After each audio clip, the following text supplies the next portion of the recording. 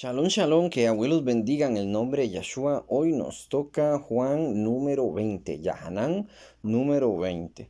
En este capítulo vamos a ver la resurrección de Yahshua, que si resucitó en domingo, que si resucitó en Shabbat, que eso es algo muy importante de entender, porque las personas dicen que ahora es el domingo y no es el Shabbat. Yo no sé dónde lo sacaron, porque en la Biblia en ningún momento dice que se celebre el domingo, ¿verdad? En ninguna parte. Y cómo se celebra el domingo tampoco lo dice, pero bueno, eso es otro asunto, ya lo vamos a leer. Después vamos a leer también combinado con esto Isaías 53 que se conecta perfectamente con Yahshua, lo vamos a leer todo, es bastante corto y vamos a ver todo lo que, todas las profecías que se vinculan dentro de estos acontecimientos que leemos tanto en Juan, como podemos leer en Marcos, como leemos en Lucas, como leemos en Mateo, que hablan sobre la muerte de Yahshua y su resurrección. Dice así el versículo 1, en el Yom Rishon, o sea, en el primer día de la semana. Yom Rishon, el primer día es el domingo. El primer día de la semana es el domingo, eso es innegable. Eso se lo puede decir cualquier persona. Las personas dicen, no, el lunes es el primero. No, el primer día de la semana es el domingo. El domingo es cuando uno ya tiene que comenzar a trabajar porque ese es el primer día de la semana. La cosa es que la gente lo ha agarrado el reposo. Va de nuevo. En el Yom Rishon, John día Rizón primero de la semana, Miriam de Magdala fue mañana, siendo aún oscuro al que ver. El que ver es el sepulcro, ¿verdad? En donde está Yahshua. Entonces ella fue. Aquí dice que solo ella fue, pero en otros textos vemos que fue ella junto con otras Marías y otras personas que fueron a ver el cuerpo de Yahshua, que iban a ir a ungir el cuerpo. Subían con aceite para ungirlo. Continúa diciendo, y vio quitada la Eben del Quever, y vio quitada la piedra del sepulcro. Entonces corrió y fue a Shimón Kefa y al otro Talmín, al que amaba Yahshua, y les dijo, se han llevado el del Quever al Adón, se han llevado del sepulcro al Señor y no sabemos dónde le han puesto. Ellas están preguntando, ellas fueron el primer día de la mañana, ¿verdad? El primer día de la semana, perdón, bien temprano, a buscar el cuerpo de Yahshua. O sea, Yahshua ya no estaba, no resucitó el primer día de la semana, ya había resucitado. Nadie estuvo presente en el momento en que se resucitó y se quitó la piedra, porque era un Shabbat. Y no solamente era un Shabbat, era un gran Shabbat. Recordemos que, no, perdón, era un Shabbat normal, sí, que había habido un gran Shabbat 3 días antes. ¿Cuál era el gran Shabbat? Era la fiesta de Pesach, que eso es un día de descanso también y se le conoce como Shabbat, ¿verdad? El Shabbat de la semana es el que cae en el séptimo día. Y un gran Shabbat es cuando hay una fiesta, o hay, como decir, Yom Kippur, eso es un gran Shabbat, que en Yom Kippur se hace un ayuno, no se le llama fiesta, pero sí es una convocación de Yahweh y en ese día no se trabaja. Entonces eso también es un gran Shabbat, ¿verdad? Entonces un ejemplo, voy a ponerlo así en términos modernos para que se entienda. Un miércoles antes de que termine el día, ¿cuándo termina el día? Un miércoles según la Biblia, termina a las 5:30 en punto PM, ¿verdad? A las 5 de la tarde, a las 5:30 en punto, ya cuando el sol está cayendo, que cae de diferentes formas en otros lugares, pero bueno, a diferentes horas, ¿verdad? A veces dura más en caer y demás, pero se mide con el sol. Apenas cae el sol, aproximadamente a las 5:30 el miércoles en la tarde, murió Yahshua. Después pasaron 3 días y en el tercer día, antes de que terminara, o sea, cayó un Shabbat, resucitó. O sea, un sábado antes de las 5:30 resucitó. Entonces, apenas iba terminando el Shabbat, María de Magdala y las demás Marías subieron a buscar, a ungir el cuerpo. Y cuando ellas llegaron ya no estaba el cuerpo, o sea, ya había resucitado. ¿Ven? Y en todos los relatos vemos lo mismo, que ellos van en el primer día, sí, van en el primer día porque en Shabbat no podían hacer ningún tipo de trabajo y eso, aunque no es un trabajo, se le puede ver como un trabajo, ¿verdad? Ellos estaban respetando el Shabbat, cosa muy curiosa que supuestamente ya se había abolido, ¿verdad? ¿Y en qué momento se abolió? En ningún momento se dijo, Yahshua nunca dijo que iba a abolir ese día. Y bueno, digamos que sí se abolió, digamos, y se cambió al domingo, perfecto. Entonces, ¿por qué la gente que hace domingo no descansa en domingo? Lo que hacen es ir de compras, salir a tomar, trabajar, hablar de trabajo. Es un día común y corriente para ellos. Simplemente es que los domingos lo agarran libre, ¿verdad? Pero no significa que no trabajen, sí trabajan. No, no lo toman como si fuese el Shabbat de la Biblia, que dice que no hay que comprar, que no hay que vender, que lo mejor posible hasta ni siquiera salir de la casa, quedarse en la casa, estudiar la palabra, sí, a veces la gente sale de la casa pero se va a una congregación, me parece bien, y en la congregación ahí estudian y demás. Yo he llegado a ir a congregaciones que he ido como invitado, y yo he visto que ellos hasta compran ese mismo día, algo que no deberían hacer. Se van y compran cosas para comer y demás, y cocinan ese mismo día, algo que no deberían hacer también. Yo lo he visto. Entonces, no hay que hacer nada de esas cosas. O sea, en Shabbat se descansa. Pero bueno, volvamos al texto. Tenemos que ya Yeshua ya resucitó y que María Magdala fue y le contó a Shimón Kefa, que este es Pedro. Simón Pedro, mal llamado Simón Pedro, y le dijo que ya Yahshua había resucitado y que ahí estaba también el discípulo que Yahshua amaba, que ese es Juan, el que está escribiendo esto, por cierto, Juan el de Apocalipsis, no Juan el inmersor, no Juan el Bautista, sino Yahanán el de Apocalipsis. En el 3 y saliendo Kefa y el otro Talmidín, que este es Juan el de Apocalipsis, y se fueron al Quever. O sea, ellos salieron corriendo de ahí y se fueron al Quever para ver qué había pasado con el cuerpo de Yeshua. Corrían los dos juntos, pero el otro Talmidín corrió más a prisa que Kefa. Y llegó primero al Quever, llegó primero al sepulcro. Bueno, llegó primero probablemente también porque era más joven, ¿verdad? Este Talmidín es más joven y llegó antes que Kefa, porque tal vez está en mejor forma. Entonces llegó primero, dicen el 5 y bajándose a mirar, vio los lienzos puestos ahí, pero no entró. O sea, él no quiso entrar a la tumba, esperó a que llegara Kefa para entrar los dos.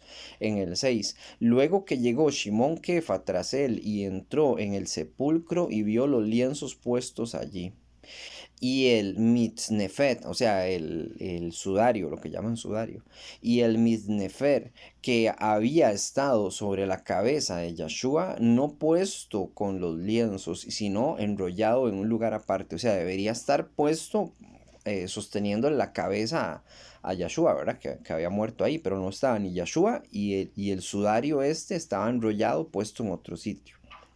Dice en el 8 entonces entró también el otro Talmín que había venido primero al sepulcro y vio y creyó. Ok, todos los presentes ahí estaban viendo y estaban creyendo que Yeshua había resucitado y se estaban acordando de lo que había dicho Yeshua. Dice en el 9 porque aún no había entendido las escrituras, que era necesario que él volviese a la vida de entre los muertos, que esos son profecías, profecías muy importantes. Vean, vamos a desviarnos un poco del texto y vamos a leer Tejilín 16, Salmo 16, 9 y Isaías. Este es el Salmo 16, 9. Dice así, así que mi corazón estará alegre, mi lengua se regocijará y mi cuerpo también descansará en esperanza, porque tú no abandonarás mi alma en el Sheol, que esto, el Sheol, como hemos ya leído este texto varias veces, puede referirse al infierno, a la profundidad del mar o al agujero donde ponen una persona que muere, pero se refiere obviamente al Sheol, al infierno. Y en ese sentido, en el infierno, porque Yeshua fue 3 días al infierno. Recuerden que estuvo 3 días y 3 noches en el infierno, ¿verdad? Y sacó varias almas de ahí. Y eso ya hay un estudio, ahí lo pueden leer. Bueno, ahí le pongo la imagen del estudio para que lo busquen. El 10 de nuevo. Porque tú no abandonarás mi alma en el Sheol. Tú no permitirás que tu Hakadosh vea corrupción. Bueno, esa es una profecía que habla sobre la muerte de Yeshua. Ahora, esta puede ser la más importante, que es la de Isaías. Vamos a leer Isaías 53, pero completo. Dice así el 1. ¿Quién ha creído en nuestro reporte? ¿A quién le es revelado el brazo de Yahweh? El brazo de Yahweh o la mano derecha de Yahweh es Yeshua siempre, ¿verdad? Siempre es su palabra, es Yeshua.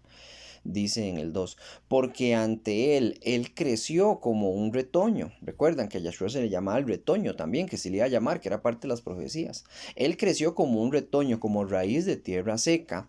Él como raíz en tierra sedienta no tiene forma ni es buen mozo. Nosotros lo vimos y no tenía forma ni belleza. Por eso muchas personas a través de este texto dicen que Yahshua no era atractivo, no era un hombre guapo, más bien se veía común. Y al verse común, era para que las personas no lo adoraran por su belleza, sino por lo que hacía y por sus palabras. Eso era lo que le daba valor a Yahshua. Pero bueno, eso es una teoría, ¿verdad? Y basados en esta profecía, porque no hay nada más que nos diga eso. Entonces no me hagan caso, como les digo siempre. Entonces dice que era un retoño que creció en tierra seca. ¿Por qué tierra seca? Porque la tierra, una tierra seca es una tierra, llamémoslo infértil, ¿verdad? Y el mundo está infértil en ese sentido por el pecado. Entonces dice que creció a pesar de todo, ¿no? Dice en el 3, pero su forma era innoble e inferior a la de los hijos de los hombres. ¿Ve? Por eso dicen que no era atractivo, era innoble. Su forma, ¿verdad? Su físico. Un hombre de sufrimiento. Yahshua sufrió mucho en el sentido de todo el Calvario, la cruz y demás. Con conocimiento de tener enfermedades. No era que estaba enfermo, pero sí sufrió. Es que la palabra enfermedad aquí se puede ver también como, ¿cómo se puede decir? Como daño físico. Cuando uno, si alguien se golpea, imaginemos, se golpeó el brazo. No es que está enfermo, pero se lo golpeó, ya se le ve morado, se le hinchó. Eso no es una enfermedad tal cual, es un golpe, es un hematoma, llamémosle. Pero para época bíblica, eso se le puede ver como una enfermedad también. Entonces, Yahshua sufrió esas enfermedades. No enfermedad de tos, pero sí enfermedad de los golpes que recibió. Continúa diciendo, como alguno de quien la gente vuelve el rostro, fue despreciado, nosotros no lo estimamos. Vea lo que está diciendo, que la gente no lo apreciaba, que no lo estimaba y que fue despreciado. Y así le pasó a Yahshua. Y aún así los judíos ortodoxos de hoy en día están esperando a un Mesías que va a venir a conquistar. Ese va a ser Satanás y los va a engañar, porque vea todo lo que tiene que cumplir el Mesías, todas estas cosas que estamos leyendo. Dice en el 4, de hecho, Él cargó con nuestras enfermedades. Ve, enfermedades, se refiere a pecado, obviamente, vamos a ver. Nuestros dolores, los cuales Él sufrió, sin embargo, lo tuvimos por castigado, golpeado y afligido por Yahweh Elohim, dice aquí. Él cargó con nuestras enfermedades, ahorita va a decir más claro, con nuestros pecados. Dice en el 5, pero Él fue herido por causa de nuestros pecados. ¿Quién fue herido por causa de nuestros pecados en la Biblia? Más que Yahshua. Nadie más. O sea, no hay ningún otro individuo aquí que haya llevado la carga de nuestros pecados en las escrituras. Los judíos ortodoxos están muy mal al rechazar a Yahshua. De nuevo el 5, Él fue herido por causa de nuestros pecados, machacado por nuestras iniquidades. Iniquidades es un pecado que usted comete adrede, o sea, sabiendo que es pecado y que no le importa. En cambio, un pecado es cuando usted lo comete sin querer, se puede decir. Una iniquidad, digamos, es meterse en un prostíbulo. Pues, eso es una iniquidad, pues usted ya sabe a lo que va, entonces usted se metió ahí. Dice, machacado por nuestras iniquidades, el castigo de nuestra shalom cayó sobre él, y por sus llagas hemos sido sanados. Ojo, no estamos leyendo el Nuevo Testamento, estamos leyendo Isaías 53. Isaías 53 es una profecía, es antiguo, mal llamado Antiguo Testamento. Dice, por sus llagas hemos sido sanados. Vea, toda la profecía, increíble. O sea, más que increíble, y aún así la gente, y pues hoy en día no lo entiende. En el 6 dice así, todos nosotros como ovejas nos descarriamos, cada cual se volvió por su propio camino. Sin embargo, Yahweh cargó sobre él la culpa de todos nuestros pecados. Vea, este texto dice demasiadas cosas. Todos nosotros como ovejas, ¿cuáles ovejas? Las ovejas de Israel, las ovejas perdidas de la casa de Israel. Siempre las ovejas son Israel, no son cristianismo. Todos nosotros como ovejas nos descarriamos. Es cierto, hemos pecado, dice. Cada cual se volvió por su propio camino. ¿Cuál es el camino que hay que seguir? El camino es la Torá. Cuando se habla de el camino en la Biblia, el camino de Yahweh es la Torah, no hay otro camino. Entonces cada quien siguió su propio camino, cada quien siguió su propia ley, voy a decirlo así, ¿verdad? Sus propios deseos. Continúa diciendo, sin embargo, ojo, y en paréntesis, y subráyelo y acerque la cara a la pantalla bastante, dice aquí, Yahweh cargó sobre él la culpa de todos nuestros pecados. Yahweh, no un ángel, no un otro, no un primogénito. Yahweh cargó sobre él. ¿Quién murió en la cruz? Van a decir, Jesucristo, el otro, el ángel, el demás. No, fue Yahshua, y Yahshua es Yahweh. Queda muy claro en las profecías. Yahweh dijo que él era el que iba a salvar a Israel, él, no otro. No iba a mandar ángeles, no, él lo iba a hacer. Y me parece un poco injusto también mandar a otro a morir, ¿verdad? No, no él, o sea, él fue el que vino. Yahweh, una parte de él, por supuesto, no en toda su esencia, pero fue él. Yahweh cargó sobre él la culpa de todos nuestros pecados. Ahora en el 7, a pesar de ser maltratado, fue sumiso. Él no abrió su boca. ¿Quién es él? Yahweh. Ya vimos que estamos hablando de Yahweh. Él no abrió su boca como un cordero llevado al matadero, como oveja que ante sus trasquiladores está muda. Él no abrió su boca. Que eso fue lo que vimos en los estudios que hemos venido viendo de Juan y los de Mateo y demás, ¿verdad? Que él, estando en el juicio, no se defendió tal cual. Dice en el 8, después de arresto forzado, siempre me gusta mucho este texto, después de arresto forzado, que fue lo que le pasó a Yahshua, y sentenciado fue llevado fuera. ¿Quién lo declarará a su generación? El que él fuera cortado de la tierra de los vivientes por las transgresiones de mi pueblo fue llevado a muerte. Vea qué montón de cosas dice este texto, qué impresionante. Y esto es Isaías, ¿verdad? Es una profecía legítima. Nada que ver con las cochinadas del Talmud, ¿verdad? Y la Cábala que no tienen absolutamente nada que ver. Una cosa es religión judía, otra cosa es cristianismo inventado por Roma y otra cosa es la Torá. La Torá y Yahweh, los mandamientos de la Biblia de él. La palabra de él se sostiene. Las demás cosas no se pueden sostener solas porque son inventos de hombres. Dice en el 9, le fue dado un sepulcro entre los perversos y en su muerte. Él estaba como un hombre rico, aunque él no había hecho violencia ni engaño fue encontrado en su boca. O sea, él no mintió, no había hecho violencia. Dice que se le fue dado un sepulcro entre los perversos, porque recordemos que lo mataron a la par de dos criminales, ¿verdad? Dos criminales, uno de un lado, otro de otro, uno se arrepintió, el otro no. Entonces también se cumplió. Vea todas las profecías que hay. Dice, no obstante, le complació a Yahweh quebrantarlo con enfermedades para ver si se presentaba a sí mismo como ofrenda de culpa. Si lo hace, verá su cera, su descendencia, y prolongará sus días, y su mano, el deseo de Yahweh será cumplido. Después de estas pruebas penosas, él verá luz después de la muerte, porque él conoció dolor y sacrificio. Mi siervo justo justifica a muchos. Mi siervo justo justifica a muchos. ¿Quién cumple con esto? Dice, es por los pecados de ellos que él sufre, ¿ve? Por los pecados de los demás. Entonces el judaísmo dice, no, nadie puede sufrir por los pecados de los demás, y Yahweh no va a aceptar un sacrificio de un ser humano, porque así es como lo ven ellos, ¿verdad? Y los judíos ortodoxos dicen una parte también del mismo Yahshua, dice, el que no beba mi sangre y no coma mi cuerpo, entonces dice, eso es canibalismo, eso no se puede, está prohibido, y es cierto. Pero vemos que dentro del simbolismo y de las fiestas estaba escondido Yahshua también, estaba escondido el propósito de él, que era morir por los demás. Porque así como se mata un cordero para perdón de pecados, Yahshua llegó a ser el cordero de Yahweh para perdón de pecados para la humanidad. Todo estaba ahí, siempre estuvo ahí, pero no quisieron verlo y no lo quieren ver hoy en día.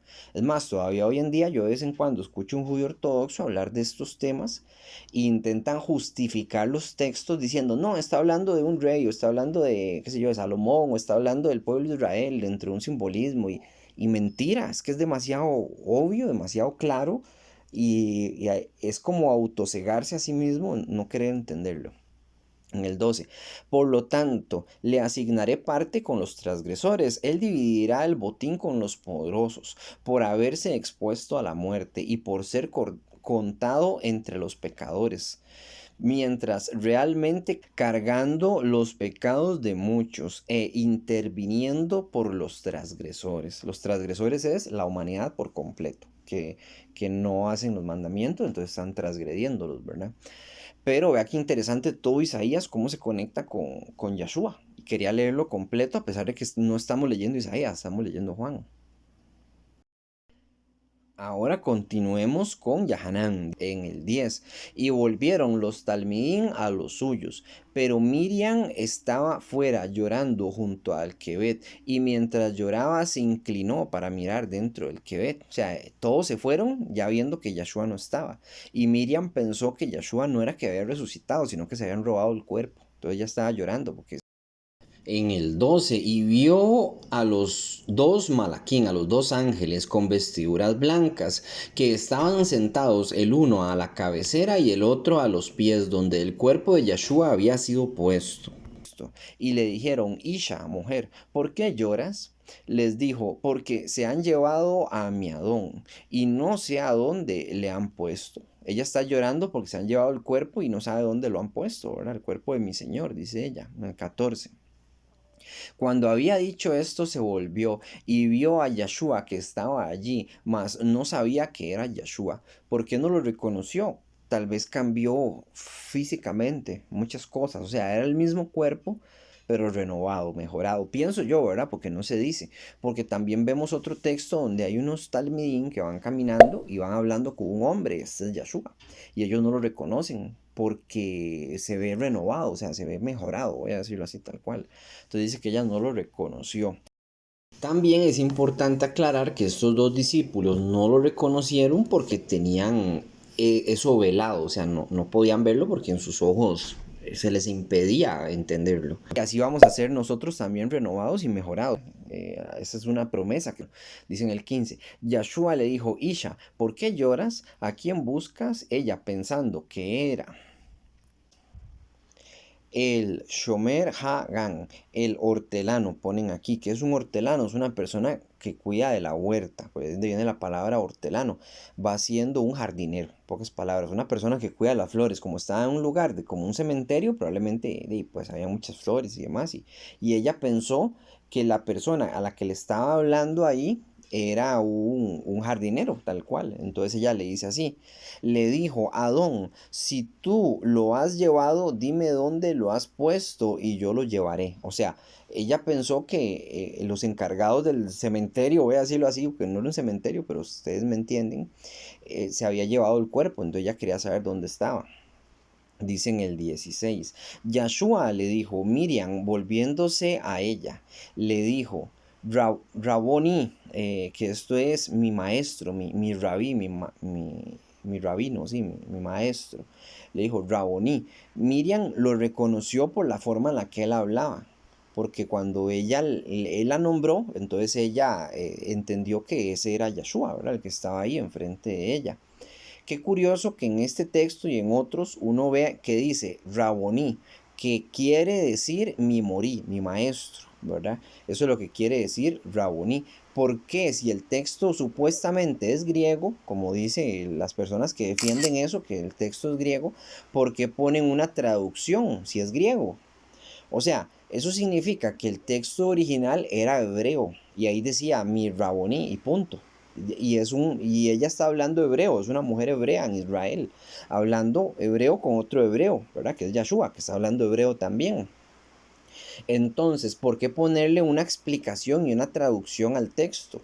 Esto es porque el texto originalmente era hebreo y se tradujo al griego.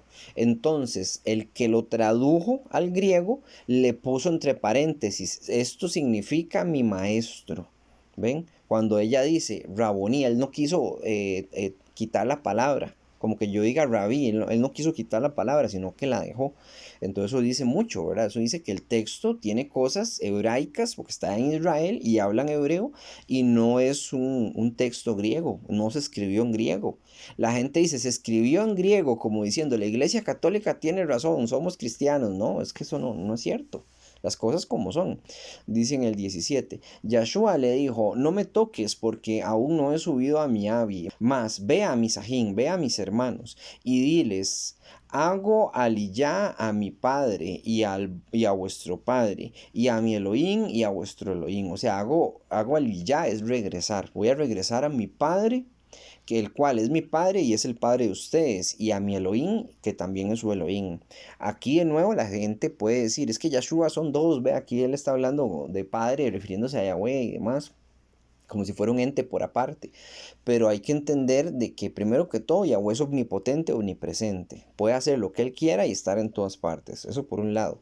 No hay que limitarlo. Y después, muchos textos podemos leerlos así, como que Yahshua dice que él no es Yahweh y en otros textos dice que sí. ¿Por qué? Porque son el mismo, o sea, son lo mismo. Pero un término humano no podemos comprenderlo. Y ya tengo un video que explica eso, ahí se los puse en pantalla para que lo vean.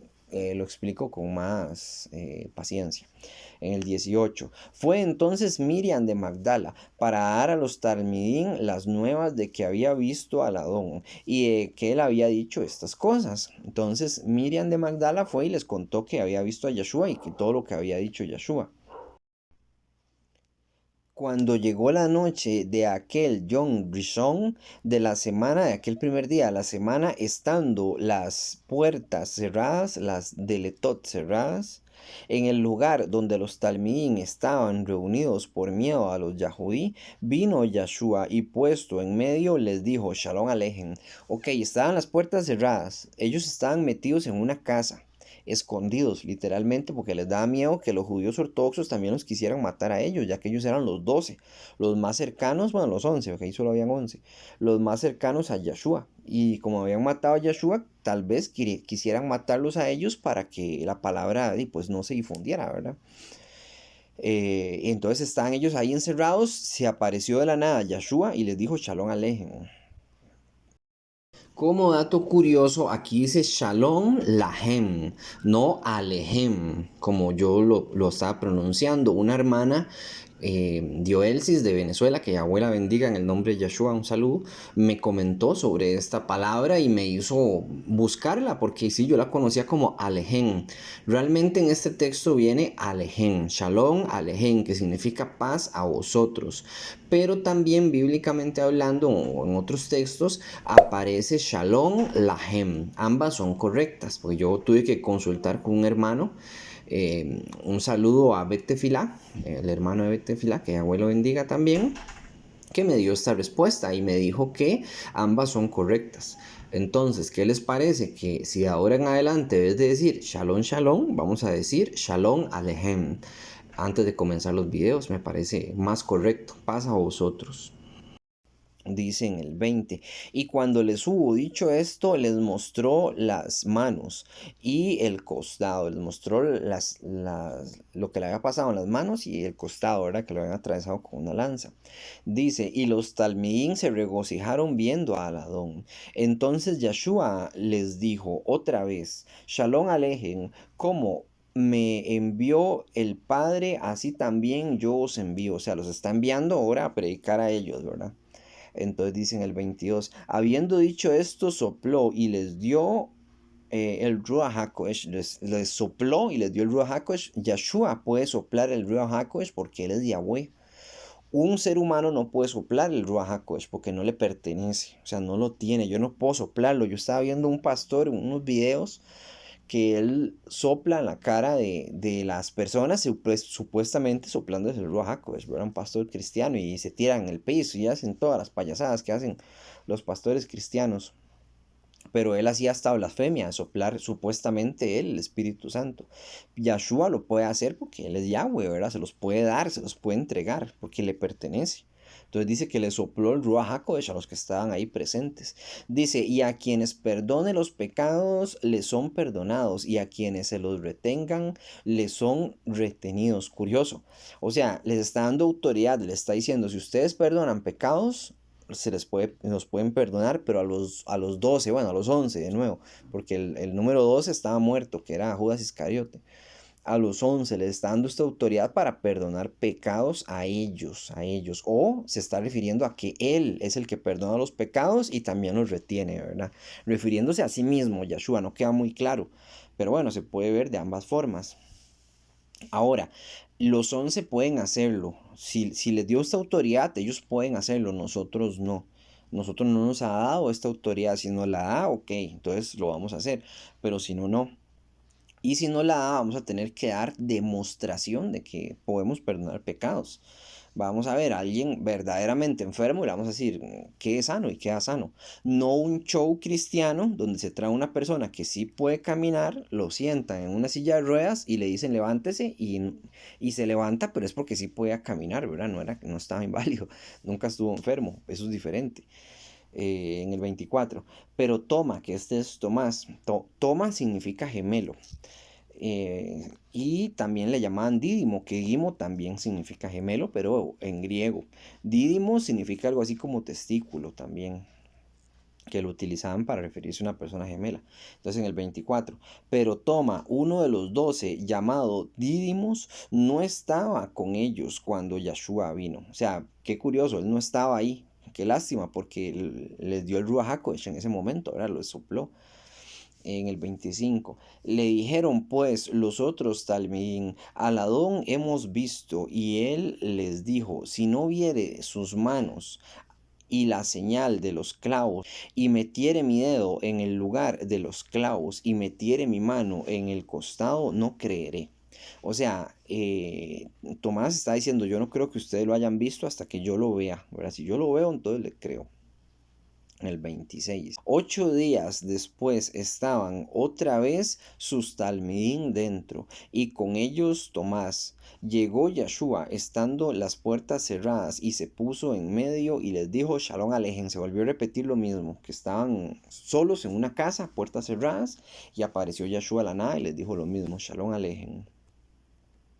Dice en el 27. Luego dijo a Tomás, pon aquí tu dedo y mira mis manos, y acerca tu mano y métela en mi costado, y no seas incrédulo, sino mamín, sino creyente. Entonces Toma respondió y dijo, Adonai ve Elohim, mi Señor y mi Dios, mi Elohim, ¿verdad? Le está diciendo algo que no se le puede decir a cualquier ángel, jamás. Mi Señor y mi Dios, imagínense. O sea, son palabras muy fuertes. Entonces sí, es el mismo, ¿verdad? Yeshua, Yahweh, son el mismo. En el 29, Yeshua le dijo, porque me has visto, Tomás, ¿creíste? Dichosos los que no vieron y creyeron. Esos estamos nosotros que nosotros no lo hemos visto, pero hemos creído, ¿verdad? Estamos leyendo y estamos creyendo, estamos estudiando. Somos dichosos nosotros en ese sentido. En el 30, hizo además Yeshua muchas otras señales en presencia de sus talmidín, las cuales no están escritas en este sefer. Ve, hizo más milagros. En todo este tiempo que Yeshua murió y resucitó, siguió haciendo milagros. Pero fue por un tiempo. Llegó un tiempo en que él ya se marchó, que después lo vamos a leer más adelante cuando él se marcha. Y ya no vuelve más, ¿verdad? Ya como que los preparó aún más a ellos para que ellos salieran a decir la palabra. Dice en el 31, pero estas se han escrito para que creáis que Yeshua es el Mashiach, el Ben Yahweh, y para que creyendo tengáis vida en su Shem, en su nombre. ¿Cuál es el nombre? Muy importante, que la gente dice, yo lo llamo como yo quiera, ¿no? ¿Cuál es el nombre? Hay que descubrir cuál es. Yo digo que es Yeshua. Hay personas que dicen que no, pero bueno, es otro asunto. Pero yo digo que es Yeshua, ¿verdad? El nombre del Mesías. Y vea que el nombre sí importa, para que tengáis vida en su Shem, ¿verdad? El nombre sí importa. No podemos decir, yo le digo como yo quiera, porque no. Hay que hacer una búsqueda y hay que investigarlo y orar y demás para saber cuál es. Y bueno, ahí termina el texto. Espero que les haya gustado y servido. Recuerden compartir, recuerden darle pulgar arriba y suscribirse al canal y todas esas cosas que ayudan al algoritmo para que nos recomiende como canal y como Quejilá en YouTube y también en Facebook y demás, que eso es bueno, ¿verdad? Así le da más importancia al contenido. Que Yahweh los bendiga en el nombre de Yeshua, Shalom, Urahot, paz y bendiciones.